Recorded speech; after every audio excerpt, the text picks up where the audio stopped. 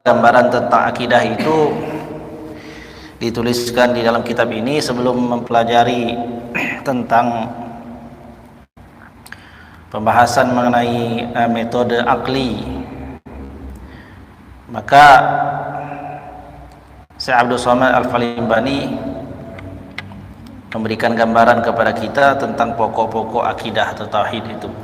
Adapun selanjutnya metode yang digunakan, yakni menjelaskan tentang akidah 50 atau sifat 20, wajib, kemudian mustahil 20 jadi 40. Kemudian wajib bagi Rasul itu 4 ditambah 4 mustahilnya. Kemudian jaiz bagi Allah 1 dan jaiz bagi Rasul 1. Jadi semua 50 dikenal dengan istilah akidah 50. Itu semua dalam rangka menjelaskan pokok-pokok ini. Jadi pada hakikatnya kesimpulan mengenai lingkup akidah itu minimal benar dalam pemahaman dalam pendahuluannya ini. Adapun metodenya, Ahlus Sunnah wal Jamaah menggunakan metode itu.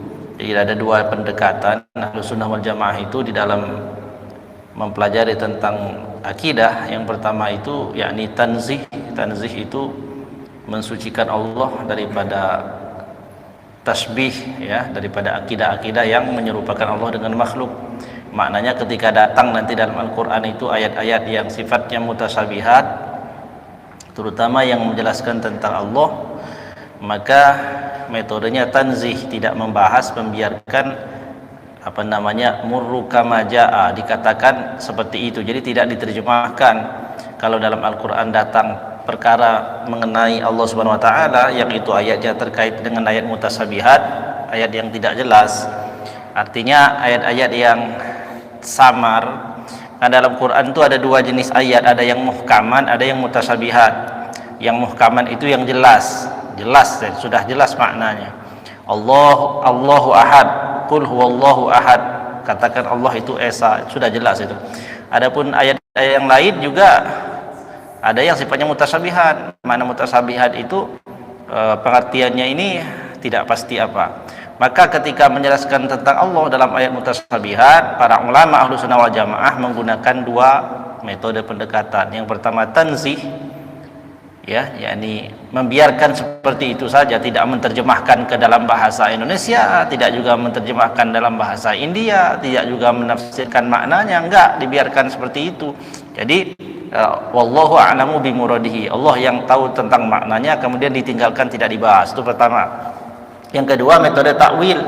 Takwil ini ditafsirkan seperti kalimat istawa, Ar-Rahmanu 'alal arsy istawa, Allah yang Maha Rahman istawa 'alal arsy. Kalau tanzih itu dibiarkan saja. Jadi Allah istiwa 'alal arsy, ya Allah istiwa 'alal arsy, diimani karena itu memang ayat Al-Qur'an, maka diimani. Tapi murru kama jaa, dibiarkan sebagaimana datangnya ayat Ar-Rahmanu 'alal arsy istawa, ya sudah begitu saja. Tapi tidak diterjemahkan dalam rangka Allah itu duduk atau Allah itu bersinggasana di arsy, tidak. Ketika itu sudah diterjemahkan demikian, maka kita sudah menetapkan sesuatu yang sifatnya mutasyabihat ayatnya. Maka itu keliru di dalam hal yang demikian itu. Yang kedua, jika memang mengharuskan, karena banyak orang yang keliru tentang itu, sudah kadung dijelaskan, ditafsirkan dengan perkara yang tidak pas menurut para ulama, maka ada metode yang kedua, yakni metode takwil, ya. Ditakwil ayat itu maksudnya apa? Ketika Ar-Rahmanu 'ala arsy istawa, Allah itu istiwa 'alal arsy, maknanya dengan menguasai. Jadi Allah menguasai arsy. Itu seperti itu. Dalam rangka menyelamatkan hati akidah umat daripada kesesatan, daripada kesalahan, menyimpang dari pokok-pokok yang akan kita baca ini. Nah, tapi kalau selamat daripada pokok-pokok ini, maka itu sudah dikatakan sebagai akidah yang benar. Nah, kira-kira ini gambaran tentang tauhid itu seperti itu. Karena masalah akidah ini masalah yang sangat luar biasa. Kalau kita tergelincir, maka kita akan sangat jauh. Bisa jadi kita akan menyamakan Tuhan Allah SWT itu dengan makhluk, sebagaimana makhluk ciptaan Allah, na'udzubillah min zalik. Padahal Allah itu laisa kamitslihi syai'un huwas sami'ul basir. Baik, kita baca bismillahirrahmanirrahim. Qala al-muallif rahimahullahu taala nafa'anallahu bihi wa bi'ulumihi fid dharain amin. Al-babul awwalu ay hadzal bab, maknanya ini adalah bab al-awwalu yang pertama, fi bayani, pada menyatakan atau menjelaskan al-aqidati, tentang akidah. Jadi akidah itu kaitannya dengan i'tiqad di hati, bukan dengan amal perbuatan. Kalau dengan amal perbuatan itu dibahas di dalam ilmu syariat ya, atau dalam ilmu fikih. Salat tuh fikih, bagaimana gerak-gerik bacaan. Tapi kalau akidah ini keyakinan di dalam hati, berkaitan dengan Tuhan, yakni dengan Allah Subhanahu wa taala. Qala al-Imam al-Ghazali, berkata Imam al-Ghazali rahimahullahu taala. Jadi Syekh Abdul Somad Al-Palimbani mengutip perkataan Imam Al-Ghazali, karena memang kitab Hidayatus Salikin ini ringkasan daripada kitabnya Imam Al-Ghazali.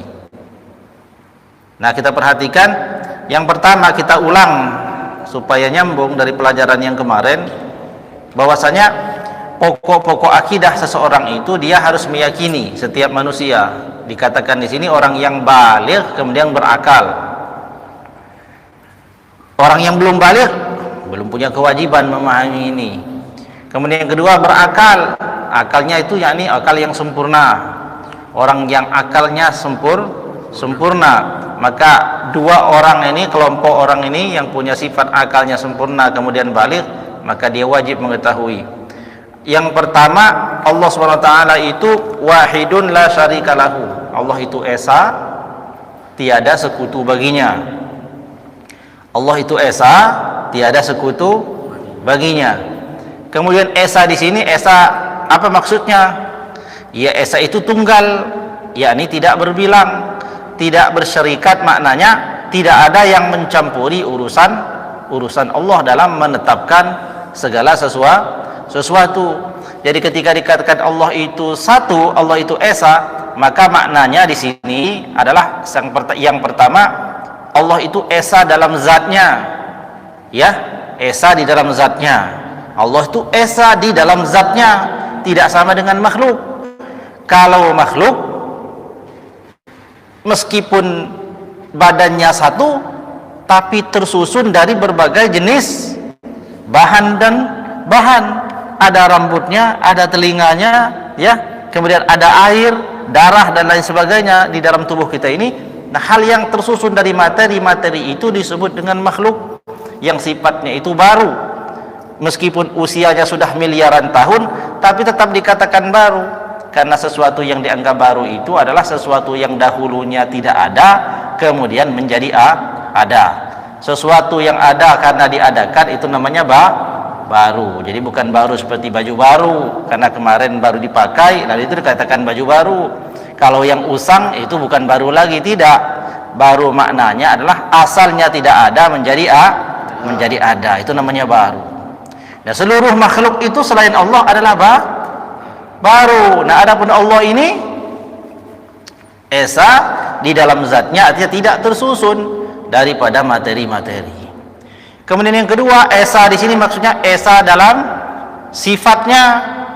Allah esa di dalam sifatnya. Tidak ada yang menyamai Allah di dalam sifatnya.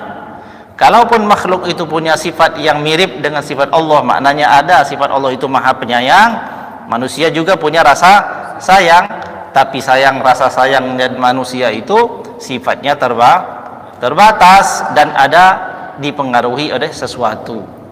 Ketika dia hari ini sayang, ketika terus besoknya orang jahat kepada dirinya, lalu sayang itu kemudian menjadi hilang. Jadi ada pengaruh dari luar yang mempengaruhinya. Adapun sifatnya Allah itu menyendiri di dalam sifatnya.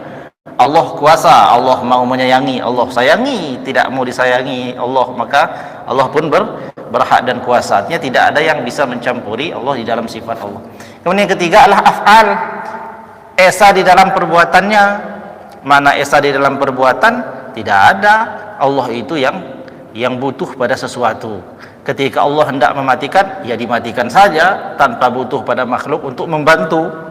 Meskipun ada malaikat yang mencabut nyawa, tapi malaikat itu pun adalah ciptaan Allah dan bekerja atas perintah Allah. Andainya Allah berkehendak untuk mencabut nyawa daripada makhluk itu tidak dengan malaikat, melalui malaikat, maka itu adalah hak atau kuasa bagi Allah Subhanahu wa ta'ala. Jadi Allah esa dalam perbuatan, tidak bisa dipengaruhi.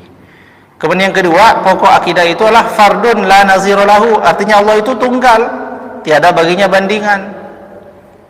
Nah, ini bandingan-bandingan yang sifatnya dibanding-bandingkan karena punya kekuasaan atau kekuatan, maka tiadalah bisa dibandingkan dengan kekuasaan Allah Subhanahu wa ta'ala. Kemudian yang ketiga adalah azaliyun la bidayata lahu. Allah itu azali, ya. Azali itu artinya sedia sejak dahulu, tidak ada permulaan, ya. Allah itu terdahulu, tiada permulaan. Karena setiap yang bermula itu namanya baru. Jadi kalau ini ada sebab diadakan, ya pasti ada yang mengadakan. Nah, siapa yang mengadakan itu? Allah Subhanahu wa ta'ala. Jadi ini ringkasan ya. Adapun pembahasan detailnya nanti akan ada ketika kita masuk dalam pembahasan satu persatu. Jadi di depan kita ini ada kitab Kifayatul Kifayatul Mubtadi'in. Ini membahas khususnya termasuk dalil-dalilnya. Juga ada kitab Hidayatul Mubtadi'in. Nah, dua kitab ini ketika kita nanti sudah masuk pada perincian satu persatu, nanti kita pakai. Tapi ini gambaran. Kemudian selanjutnya, setelah azaliyun la bidayatalahu, Allah itu azali, tiada memiliki permulaan. Selanjutnya adalah sarmadiyun la nihayatalahu, Allah itu kekal, tiada memiliki penghabisan. Jadi Allah itu terdahulu tanpa ada permulaan, kemudian Allah itu kekal tanpa penghabisan. Sedangkan selain Allah pasti ada permulaannya dan juga ada penghabisan. Kalau kita ini mencontohkan manusia, cepat kita yakin kan? Karena setiap manusia ini kita telah menyaksikan betul permulaannya kan? Contoh, kita menyaksikan permulaan seorang yang lahir daripada rahim ibunya. Itu permulaan adanya dia di bumi kan? Lahir. Kapan berakhirnya dia ini? Ketika dia wafat. Lahir kita sudah saksikan dengan mata kita hari ini. Meskipun tidak kita lihat, tapi ada kelahiran. Semua tahu kan ada kelahiran. Kemudian akhir, kita juga sudah memastikan bahwa ada orang wafat kan? Nah, barusan saja rombongan kedua yang baru datang ini menghadiri acara takziah hari keberapa? 10, 40 hari. Nah, berarti barusan ada yang meninggal 40 hari yang lalu. Awalnya dulu adalah kelahirannya, kita anggap sajalah itu bidayah, itu permulaan ketika ia turun ke bumi, ketika dia dilahirkan. Selanjutnya akhir dari dia di bumi ini wafatnya itu. Nah, itu namanya makhluk. Seluruh makhluk punya sifat seperti itu. Tapi kalau kita bicara dunia, coba. Nah, orang ini terbelah akidahnya itu ketika bukan lagi membahas masalah makhluk seperti manusia, hewan dan lain-lain, tapi sudah berpindah pembahasannya kepada penciptaan alam. Maka ketika orang sudah membaca membahas tentang ciptaan alam itu, lahirlah para filosof, ahli filsafat. Ada Aristoteles, ada Plato, kan? Ada siapa lagi? Siapa lagi? Hah? Siapa? Bang. Itu teorinya. Itu teorinya. Namanya Adam Smith kan dan lain-lain. Nah, mereka ini kan membahas tentang ciptaan Tuhan. Akhirnya karena tidak dibimbing oleh wahyu dan tidak dibimbing oleh kitab suci, ketika membahas masalah penciptaan alam itu, akhirnya kemudian menjadi ateis. Ateis itu karena salah dalam hal menyimpulkan bagaimana penciptaan langit dan bumi, sehingga mereka punya kesimpulan bahwasanya bumi ini sifatnya bukan baru, tapi memang sejak terdahulu sudah ada dan memang tidak akan ada akhirnya itu. Jadi mereka tidak percaya adanya Tuhan yang menciptakan langit dan bumi. Kenapa? Karena memang sulit memang untuk terlihat. Siapa yang tahu awal bumi? Siapa yang tahu? Manusia ini paling tinggi umurnya berapa? 100 tahun. Ya 100 tahun hidupnya, sedangkan bumi sudah jutaan tahun diciptakan Allah Subhanahu wa Ta'ala. Siapa yang hidup 3 juta tahun yang lalu? Siapa? Ya memang ini adalah patut kita syukuri bahwa kita beriman kepada Allah Subhanahu wa Ta'ala, meyakini Allah itu sang pencipta, sehingga kita tidak pusing-pusing harus memikirkan bumi ini terbuat dan terbentuk dari proses bagaimana. Nah, ketika mendalami proses itu tadilah lahir ada paham-paham ateis dan lain sebagainya, muncul para ahli filsafat yang disebut dengan filosof tadi itu. Jadi kalau kita contohkan ke manusia mudah kita paham nih, tapi kalau kita sudah bicara kepada bumi maka lahirlah ateis dan lain sebagainya itu. Yang nggak percaya tuh Tuhan. Jadi berkeyakinan nih bumi ini terjadi dengan alami begitu saja. Ya. Nah, kita demikian ya. Jadi berkeyakinan bahwasanya Allah SWT itu kekal ya. Tiada memiliki permulaan, juga tidak memiliki akhir. Allah itu kekal. Sarmadiyun la nihayata lahu. Allah itu sarmad, terdahulu, kekal ya, kekal, kemudian tiada memiliki akhir. Ini pokok-pokok ya. Kemudian selanjutnya munazzahun an musyabahati al-makhluqati. Yang namanya Tuhan itu, yakni Allah Subhanahu wa Ta'ala itu haruslah maha suci daripada bersamaan dengan segala makhluk. Makna bersamaan di sini adalah menyerupai. Sesuatu yang layak dijadikan Tuhan adalah sesuatu yang suci dari segala macam kemiripan-kemiripan dengan makhluk. Karena ketika dia mirip dengan makhluk, ya berarti dia makhluk. Allah Subhanahu wa Ta'ala laisa kamitslihi syai'un wa huwas samiul basir. Ya silahkan saja mengandai-andai dan lihat makhluk seperti apa saja di bumi ini, baik yang baik dipandang atau yang tidak dipandang, silahkan perhatikan itu semuanya adalah tanda kekuasaan Allah Subhanahu wa Ta'ala. Lalu kemudian bersihkanlah akal pikiran kita daripada menyerupakan Allah itu dengan makhluknya. Makanya kita tidak pernah dan tidak boleh kita mengatakan Allah itu punya jasad, punya jasmani dan lain sebagainya. Nah, inilah yang nanti akan masuk kepada pembahasan yang agak serius itu. Jadi ketika kita bicara tentang metode ulama Ahlussunnah wal Jamaah dalam memaknai atau menetapkan sifat-sifat Allah Subhanahu wa Ta'ala itu, maka akan bertemu dengan ayat-ayat yang sifatnya mutasyabihat. Contohnya tangan. Dalam Quran itu ada ayat yang menjelaskan tentang tangan. Yadullah fawqa aydihim. Yadullah kan kalau diterjemahkan tangannya, yadullah, tangan Allah, fawqa aydihim, di atas tangan-tangan mereka. Berarti Allah punya tangan. Kalau kita ingkari itu ayat, nah itu ayat Quran. Kalau kita paksakan artinya, musabbihah, mujassimah, sesat lagi. Makanya inilah fungsinya kitab tauhid, fungsinya para ulama tauhid yang menjelaskan tentang itu.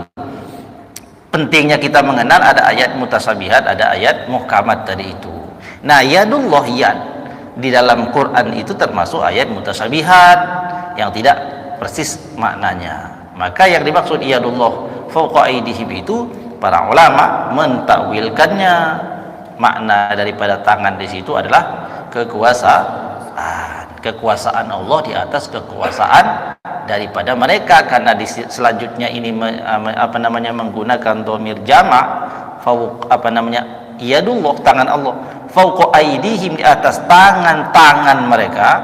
Maknanya adalah kekuasaan Allah berada di atas seluruh kekuasaan seluruh penguasa-penguasa bumi dan langit. Nah, kalau itu yang kita pakai, selamat kita tidak akan menyamakan Allah dengan makhluk. Tapi kalau kita terjemahkan secara zahir, ya Allah fawqa aydihim, maka kita akan mengatakan Allah punya tangan. Nauzubillahi min zalik. Maka dikatakan, dituliskan pokok akidah itu munazzahun an musyabahatil makhluqati. Maha suci Allah Subhanahu wa taala itu daripada menyamai atau menyerupai makhluk. Sedangkan makhluk itu apa? Kemarin sudah dibahas. Apa makhluk itu? Apa, Pak? Segala sesuatu yang diadakan itu makhluk.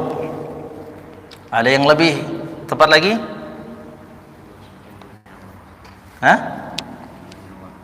Yang bernyawa. Ya, yang bernyawa termasuk makhluk. Jadi makhluk yang dikatakan apa? Kalau kita baca Al-Fatihah nih. A'udzubillahi minasyaitonir rajim. Bismillahirrahmanirrahim. Alhamdulillahirabbil alamin. Segala puji bagi Allah, Tuhan semesta alam. Alam di sini maksudnya apa? Alam di sini maksudnya masiwallah. Segala sesuatu selain Allah itulah alam, dan alam itu makhluk. Jadi kalau ditanya makhluk itu apa? Seluruh perkara-perkara yang ada di langit dan di bumi selain daripada Allah. Nah, Allah Subhanahu wa taala Maha suci dari seluruh sesuatu yang selain daripada Allah itu. Maka orang tidak boleh membayang-bayangkan bagaimana Allah seperti itu. Kemudian kita selesaikan selanjutnya. Pokok bahasan dalam akidah selanjutnya adalah Allah Subhanahu wa taala itu muqaddasun an mumatsalatil muhdasati, artinya Allah itu maha suci daripada menyerupai dengan segala yang baru. Hampir mirip dengan yang tadi. Allah itu maha suci daripada menyerupai segala yang baru. Yang baru itu apa? Ya makhluk. Kemudian selanjutnya laisa kamitslihi syai'un wa huwas samiul basir. Tiada suatu yang seumpama dengan Allah taala, wa huwas samiul basir, dan yaitu Allah itu yang maha mendengar lagi maha melihat. Nah, di sini pokoknya nih, laisa kamitslihi syai'un wa huwas samiul basir. Tiadalah Allah itu seumpama dengan segala sesuatu. Ini ayat Al-Qur'an. Wa huwas samiul basir, dan Allah itu maha mendengar lagi maha melihat. Kalau Allah itu tiada seumpama dengan atau tiada semisal dengan makhluk apapun, maka selanjutnya laisa bijismin musawwarin. Allah itu bukanlah jisim atau jasmani atau anggota tubuh yang dapat digambarkan. Nah, ini pokok-pokok semua ini penting sekali, sebab akidah di luar ini kebanyakan musabbihah dari segala macam agama telah terjebak pada menjasmanikan Tuhan. Orang Yahudi membayangkan Tuhan itu sebagaimana seorang raja yang duduk di atas singgasana, kemudian singgasananya dipikul. Duduk di atas singgasana yang begitu indah, kemudian di hadapannya adalah para prajurit-prajuritnya dari kalangan malaikat. Seolah-olah seperti raja memerintahkan prajuritnya, oh si fulan nyawanya sudah hari ini jatah hidupnya, berangkat cabut nyawanya. Seperti itu. Jadi bayangan-bayangan itu semua itu adalah perkara yang keliru. Ya. Akibat apa nih? Keliru dalam masalah yang seperti ini. Nah, kita nih di masyarakat kita, kenapa ini penting kita agak serius-serius seperti ini? Pembicaraan dari warung ke warung sudah berbicara masalah ini. Dari warung satu ke warung yang lain sudah berbicara seperti itu. Dari kalangan anak-anak muda yang sedang semangat-semangatnya belajar, sudah berbicara demikian. Jadi, ini harus kita keluarkan lagi pelajaran seperti ini. Kita tidak bisa kita tetap di zona yang nyaman, hanya belajar yang ya enak-enak aja, kita belajar zikir aja terus apa yang lurus-lurus saja. Karena kenyataannya di lingkungan kita sudah dikerumuni oleh pemahaman-pemahaman yang seperti itu. Maka kita mesti untuk mempelajari ini lagi, kita keluarkan pelajaran ini supaya bisa selamat kita dan umat. Ya, laisa bijismin musawwarin. Jadi kalau ada orang nih berusaha menggambar-gambarkan tentang Tuhan, baikkah itu ia keluarkan daripada angan-angannya atau tidak, maka ketahuilah setiap angan-angan yang muncul di hadapan atau di dalam pikiran manusia itu adalah makhluk ciptaan orang itu sendiri, dan Tuhanmu itu Allah Subhanahu wa taala itu maha suci dari yang demikian itu. 1000 orang ngumpul di masjid nih, terus kita cerita baca ayat tentang Quran yang menceritakan tentang Tuhan, lalu semua mengandai-andai, semua berimajinasi, maka ada 1000 ciptaan kan, ada 1000 ciptaan akal masing-masing. Yang satu menggambarkan tinggi, panjang, besar, gagah, ya kan? Yang satu tergantung imajinasi masing-masing, tergantung sejauh mana dia pernah jalan-jalan. Dia pernah lihat orang itu yang di luar negeri badannya besar 2 meter, gagah, berewokan, ya kan, kekar.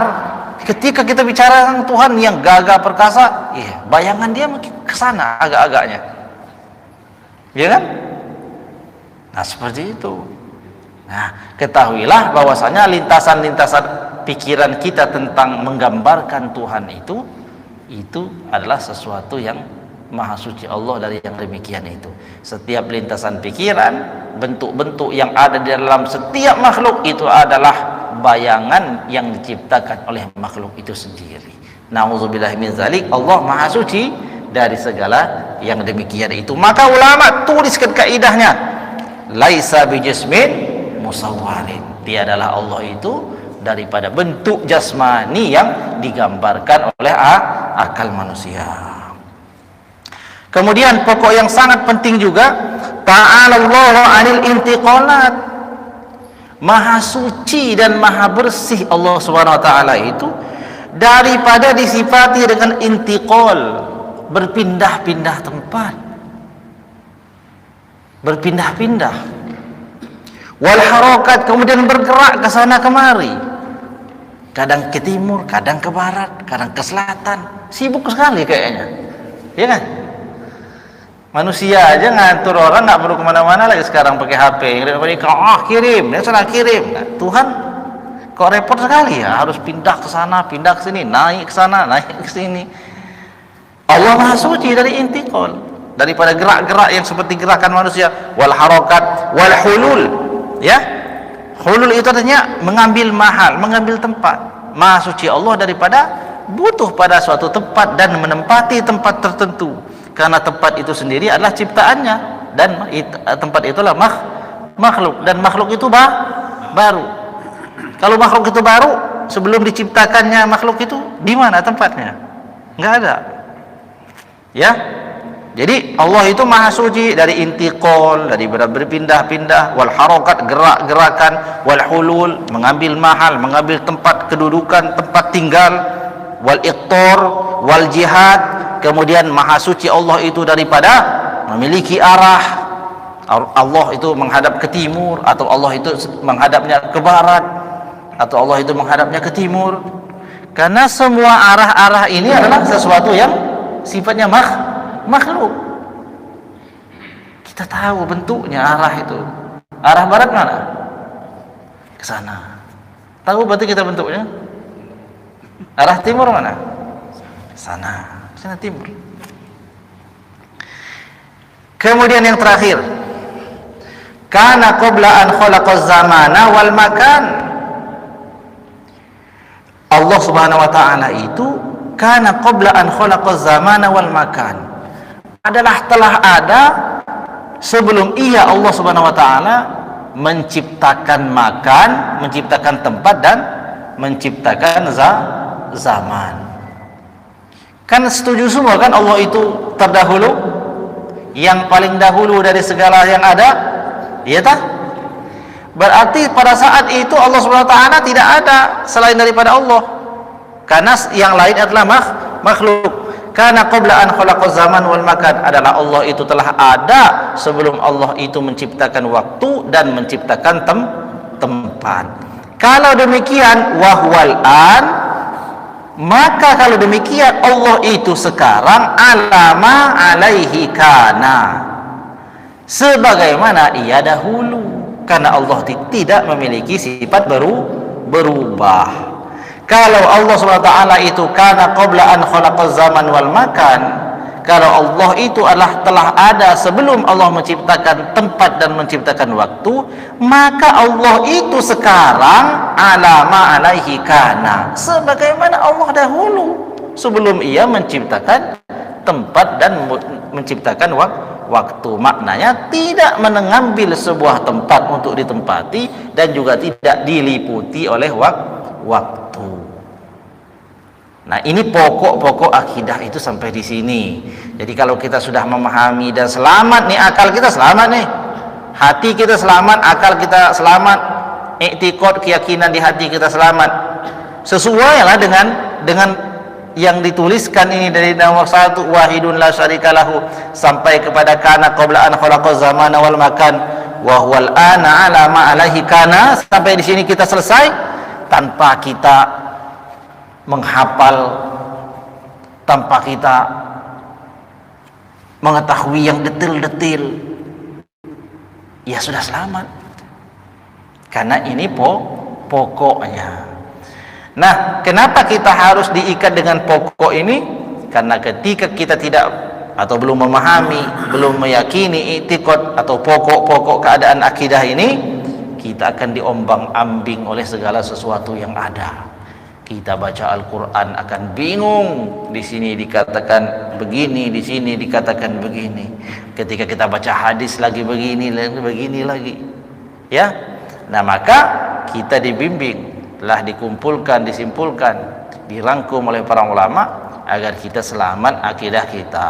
Nah, seluruh perkara-perkara yang ada dalam Al-Quran, dalam hadis-hadis Rasul itu, semuanya itu maknanya adalah menjelaskan tentang Allah itu esa, Allah itu tiada berbilang, Allah itu maha suci daripada tempat, kemudian Allah itu tiada menyerupai makhluk, dan lain-lain. Nah,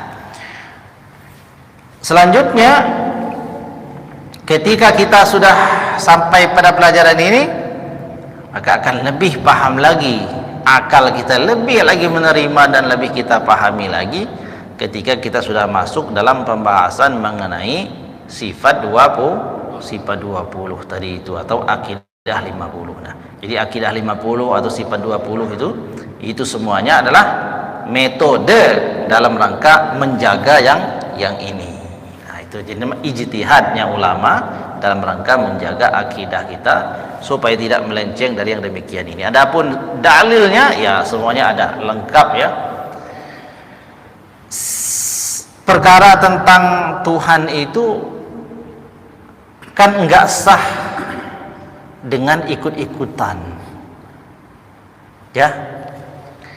Kalau perkara yang lain yang sifatnya bukan mengenai tauhid, bukan mengenai akidah, sah amal ibadah kita dengan cara kita ikut saja.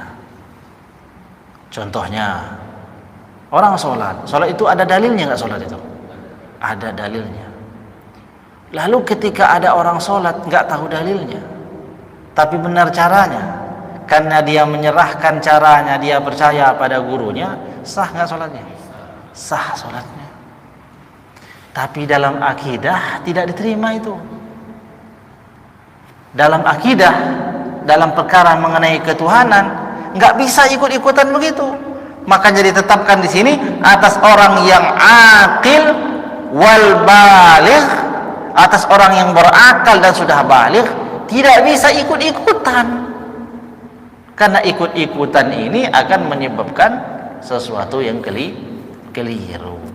Nggak bisa ikut-ikutan dalam perkara Tuhan ini. Maka karena dia tidak sah dengan ikut-ikutan tadi itu, maka dia harus ditetapkan dengan akal. Setiap akal manusia mesti menerima dengan yakin akan keberadaan Tuhan. Bagaimana caranya meyakinkan manusia itu? Yakni dengan akalnya manusia itu. Karena dalilnya qat'i, makna dalilnya qat'i itu adalah pasti dalam Al-Quran, maka Quran yang sifatnya ini penuh dengan penafsiran ini wajib kita yakini secara penuh. Supaya hati kita yakin secara penuh, maka dia mesti sesuai dengan akal, kan? Maka akal itulah membantu kita dalam memahami akidah tadi itu. Maka lahirlah ilmu yang namanya ilmu tauhid dengan pendekatan akli. Maka ada sifat wajib, ada sifat mustahil, ada sifat jaiz. Apa itu wajib? Apa itu wajib? Harus. Nah, itu wajib harus kalau dalam ilmu fikih. Tapi kalau dalam ilmu tauhid beda. Yang maksud dengan wajib itu bukan wajib sholat, wajib zakat, wajib puasa. Ngapain Tuhan diwajib-wajibin katanya? Ada orang nggak mau belajar tauhid ini. Sifat wajib 20. Mana ada kata sifat wajib Allah kok diwajib-wajibin? Ya wajib itu kita. Nah, ini bodoh gitu kan. Wajib dalam ilmu tauhid itu artinya satu, wajib yang disebut dengan sifat wajib itu adalah sesuatu yang ketiadaannya nggak bisa diterima akal. Akal nggak nerima bahwa sesuatu itu tidak ada. Contohnya wujud, artinya ada. Kita ini kan percaya punya Tuhan nggak? Terus kemudian ada yang bilang bahwasanya yang kita tuhankan itu adalah sesuatu yang tidak ada. Akal kita terima nggak itu? Tidak terima. Maka wujud itu menjadi sesuatu yang wajib bagi Allah, yakni Allah wajibul wujud. Allah itu sesuatu yang keberadaannya wajib ada, ketiadaannya akal tidak bisa menerima. Itu namanya sifat wajib.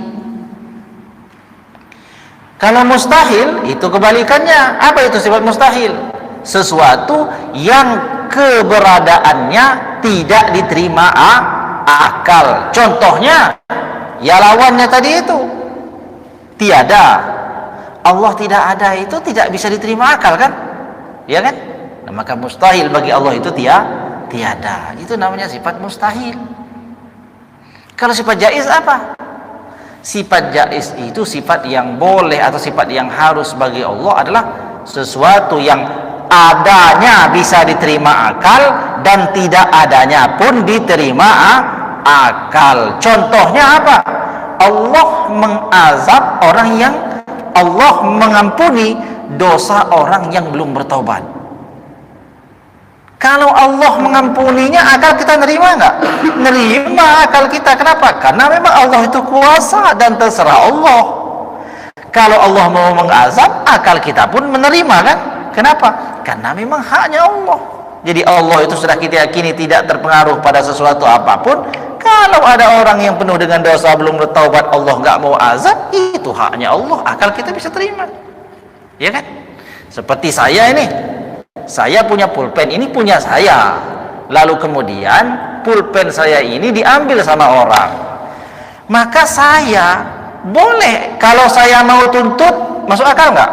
Masuk akal. Kalau mau saya tetap biarkan saja nggak saya ambil, biar saya ikhlaskan saja, masuk akal nggak itu? Masuk akal. Itu namanya sifat jaiz bagi Allah. Ini pengantar ya, pengantar tentang akal itu seperti itu, hukum akal. Jadi wajib, dalam sifat wajib itu maknanya sesuatu yang ketiadaannya nggak diterima akal, maka dia harus ada, itu namanya wajib. Sesuatu yang keberadaannya justru tidak bisa diterima akal, maka namanya mustahil. Sesuatu yang itu ada atau tidaknya bisa diterima oleh akal, namanya sifat jaiz. Nah, kalau kita pahamin ya udah selesai, kita insya Allah itu termasuklah orang yang benar akidahnya. Wallahu a'lam bishawab. Sampai di sini. Sampai di sini pembahasan mengenai pokok-pokok daripada akidah. Minggu depan kita akan masuk satu-satu kepada sifat 20 itu, mulai daripada sifat wujud, ya. Nah, ini. Nah, silakan diminum dulu.